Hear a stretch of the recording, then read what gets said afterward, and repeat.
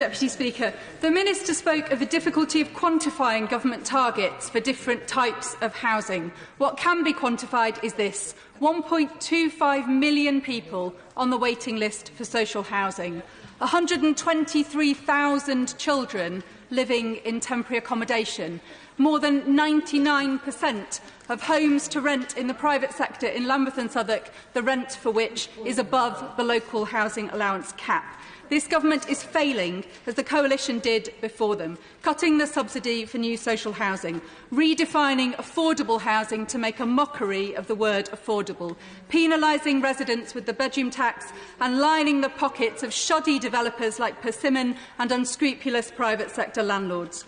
The government is also presiding over the disastrous relaxation of the rules on permitted development rights, and with the time left available to me, Mr Deputy Speaker, it is this policy that I would like to focus on.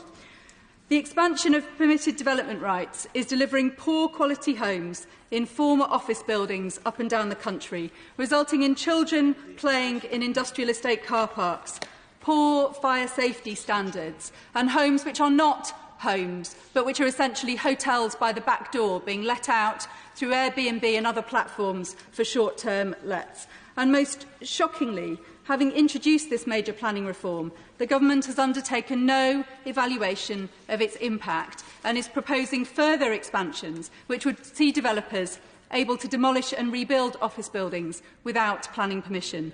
This policy is removing quality control and democratic accountability from housing delivery. Councils and communities have no say, and developers who profit from these developments are making no contribution to local community needs or the delivery of genuinely affordable housing. And in many areas, the expansion of permitted development rights is delivering the slums of tomorrow, the fire safety horrors of tomorrow. This is happening on the Minister's watch.